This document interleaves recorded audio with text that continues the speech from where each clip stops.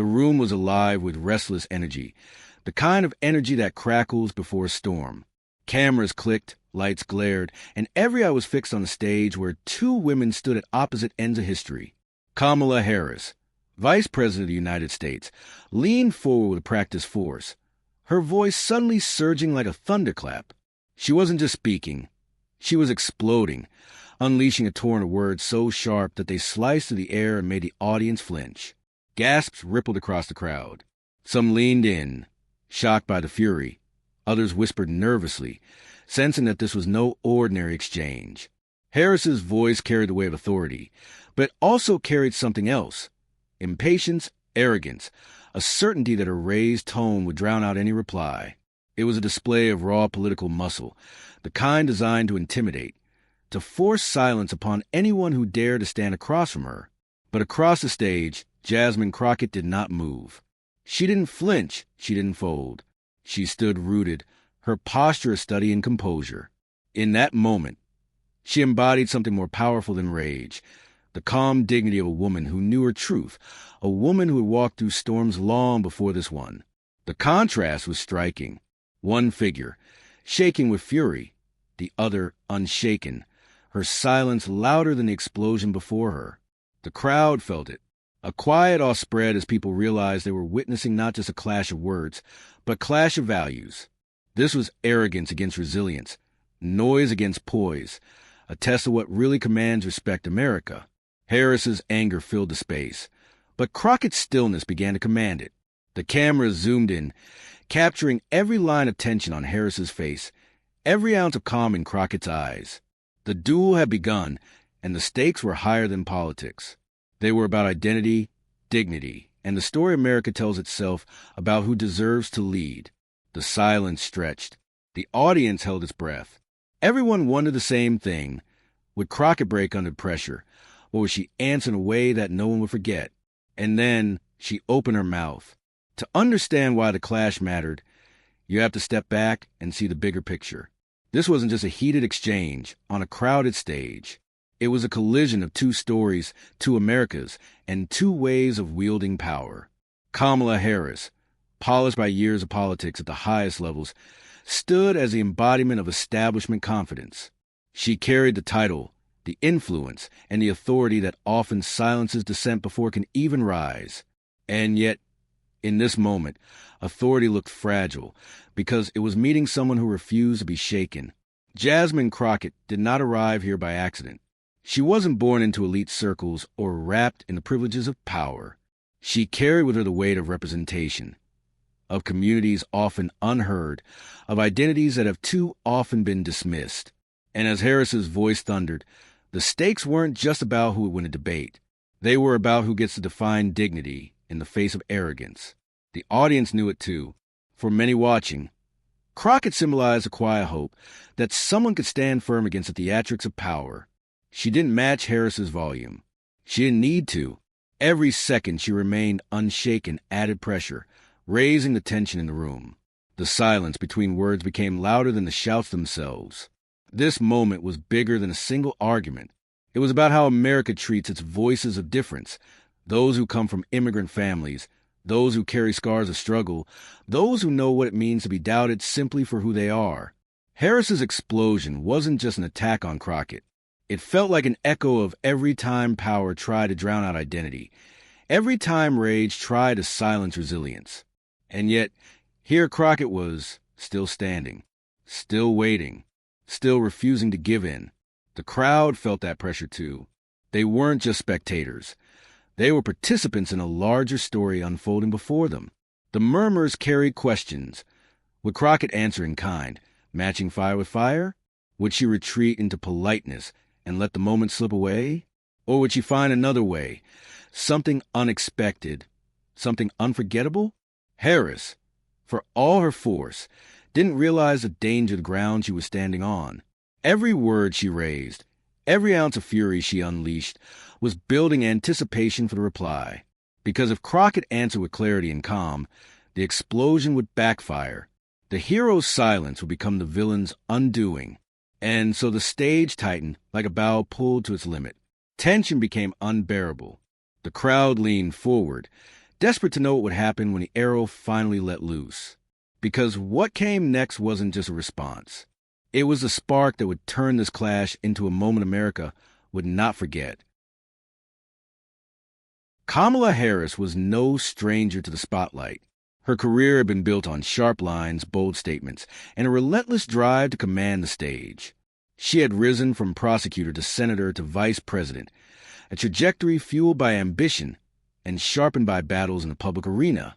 To many, she was a symbol of trailblazing achievement. But with that achievement came something else, a reputation for volatility, for leaning on the weight of her title when persuasion alone did not suffice. This wasn't the first time Harris had raised her voice to overwhelm an opponent. Those who followed her career could recall moments where her intensity became a weapon, her confidence a mask that barely concealed impatience. She had mastered the art of dominating a room, of turning her presence into pressure. And for a long time, it worked. In the Senate chambers, in press conferences, even in interviews, her force often closed doors on those who dared to challenge her. But tonight, her fire revealed its shadow side. What was once seen as strength now began to look like arrogance. Instead of commanding respect, her fury risked eroding it. The louder she shouted, the more she reminded the audience of the imbalance of power, an imbalance where title spoke louder than truth, where authority expected silence in return.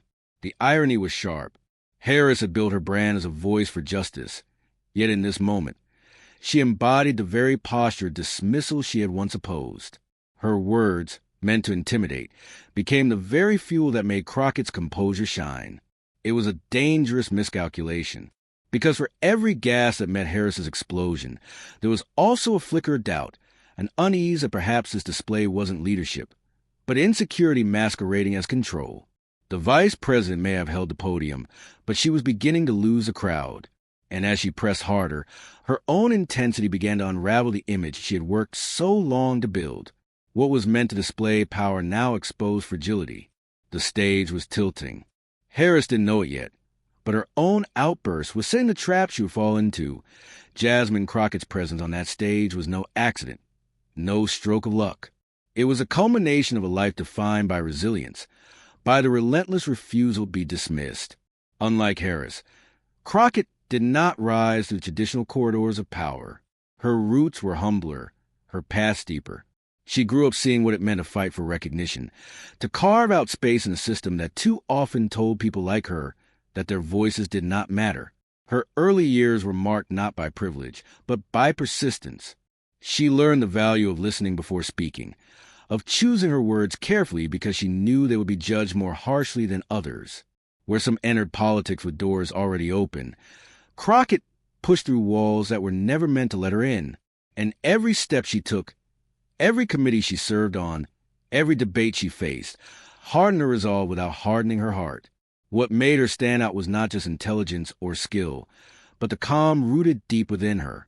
It was the calm of someone who had already walked through fire. She had seen the dismissals, the mockery, the doubts. She had felt what it was like to be underestimated. And instead of breaking her, those moments had shaped her into someone who could stare down fury without blinking.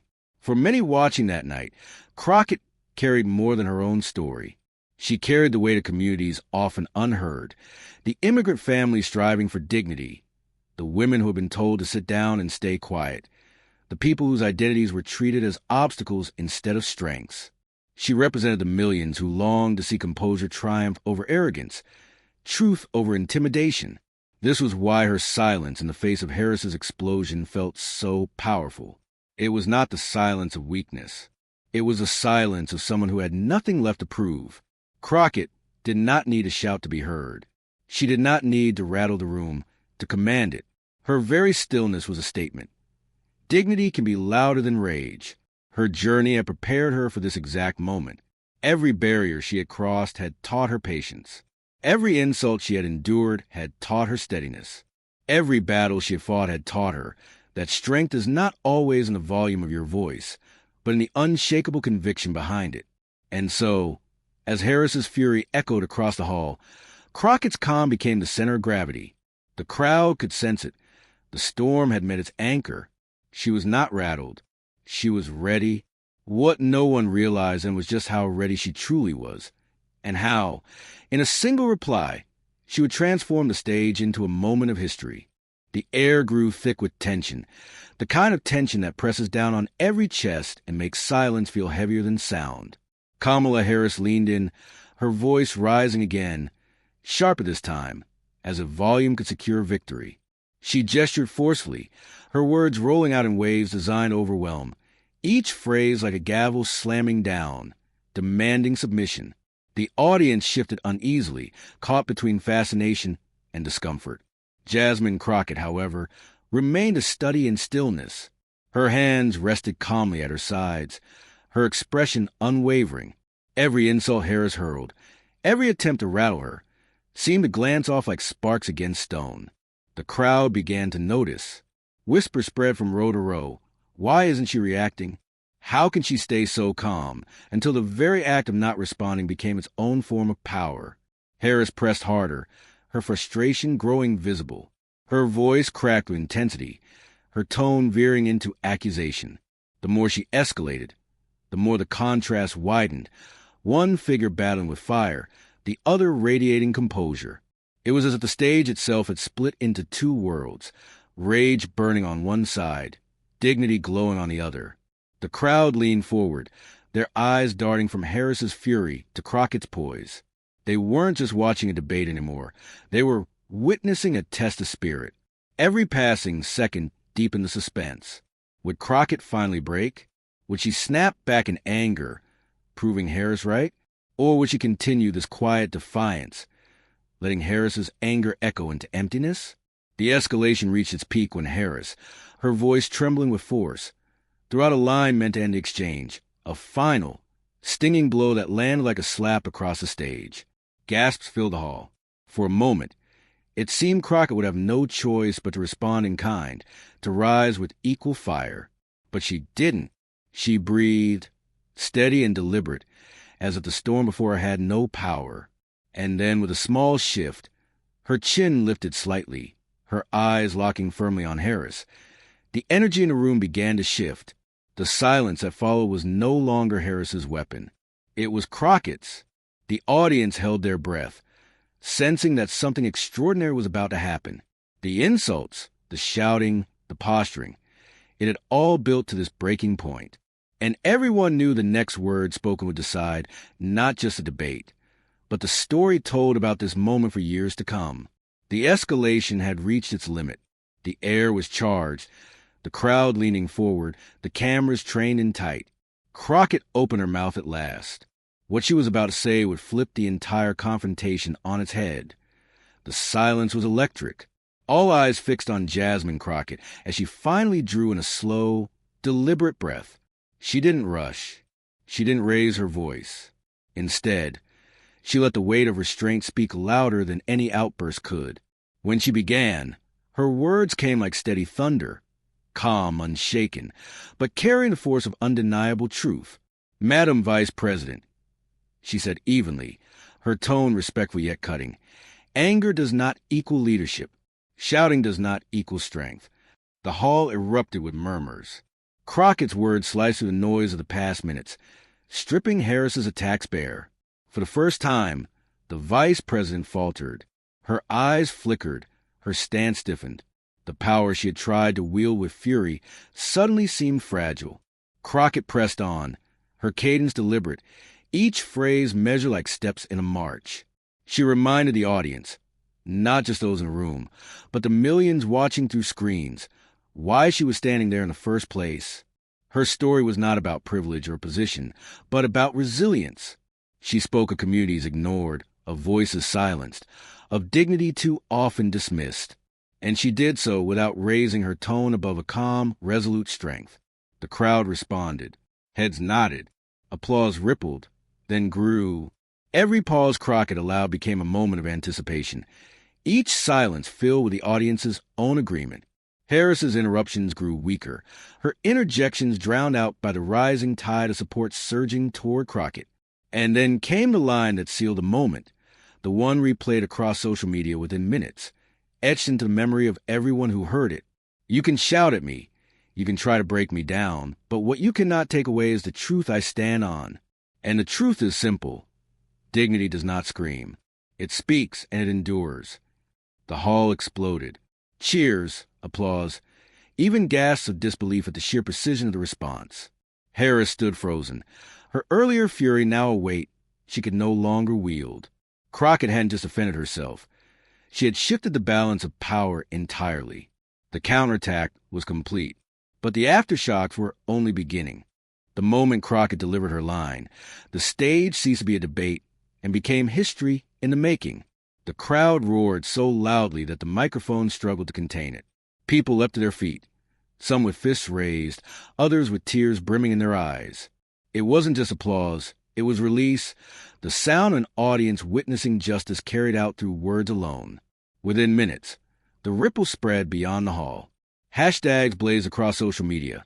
Hashtag Dignity Speaks. Hashtag Crockett Calm. Hashtag Truth Endures. Clips of the exchange went viral in real time. Captions framing Crockett as the embodiment of unshakable grace under fire. TikTok edits layered her words over cinematic music. Twitter exploded with side-by-side memes of Harris's fury against Crockett's composure. Commentators rushed in. Late-night hosts teased Harris's meltdown. Influencers praised Crockett's ability to stay grounded. Even rival politicians, usually quick to pounce, found themselves acknowledging her poise. What had begun as a clash of egos had transformed into a national conversation about dignity, identity, and the true measure of leadership. Harris, meanwhile, was left in the shadows of her own outburst. Her words had been loud, but Crockett's calm had proven louder, and the public knew it. The question was no longer who had won the debate. It was how far the shock waves of this moment would travel. Because as the cheers faded inside the hall and as millions rewatched the clip on their screens, one thought united them all. This wasn't the end of the story. It was only the beginning of something much bigger. As the echoes of applause faded, Jasmine Crockett stepped back, her presence radiating a quiet certainty. She didn't gloat, she didn't bask. She simply let the moment breathe. In her restraint lay the true lesson of the night. What unfolded wasn't just a clash between two figures. It was a reminder of something deeper. Harris's fury had shown the fragility of power built on noise, while Crockett's composure revealed the strength of values built on truth. The crowd, the country, and even those who had doubted her saw the contrast with startling clarity. Crockett's words lingered in the air long after they were spoken. Dignity does not scream. It speaks and it endures. That sentiment transcended the stage. It wasn't about left or right, winners or losers. It was about what kind of leadership America craves in moments of division and hostility. A leadership that listens more than it shouts, that unites more than it divides, that stands firm without losing grace. People left the hall inspired not just by Crockett, but by what she represented. The immigrant's journey, the worker's resilience, the belief that calm conviction can outlast even the loudest storm. Her victory wasn't measured in applause counts or trending hashtags, but in the quiet way she gave her audience permission to hold their own heads high. And so, the night ended not with bitterness, but with reflection, because in Crockett's response, the audience recognized something they had long hungered for. Proof that dignity can still win, even in the loudest rooms. But if this was a lesson, then the real question remained. How would the country carry it forward? The lights dimmed, the crowd's cheers still echoing like distant thunder. Jasmine Crockett's calm defiance had already carved its place in memory, but the meaning stretched far beyond one stage, one night, or one clash. It became a parable for a divided nation, a living reminder that arrogance may roar, but dignity always outlasts it. Her words, steady and unshaken, spoke to every person who has ever been underestimated, shouted down, or told to stay quiet. They proved that composure isn't weakness. It is power. They showed that truth, carried with calm conviction, can silence even the loudest voices of doubt. And as America replayed the moment over and over again, one question pulsed louder than applause. What if we all carried this kind of strength into our daily lives? The kind of strength that says no to fear, no to hate, and yes to dignity, justice, and belonging. This wasn't just about Crockett and Harris. This was about us, the people watching, the people sharing, the people who believe in something greater than noise. Every view, Every share, every conversation sparked by this moment carries the story forward, making sure the lesson isn't forgotten. Because at the end of the day, history doesn't belong to those who scream the loudest.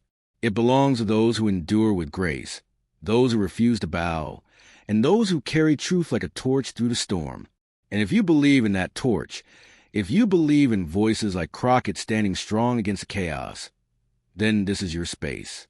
Subscribe, join the conversation, and keep the fire alive with us here on Argument Arena. The fight for dignity isn't over.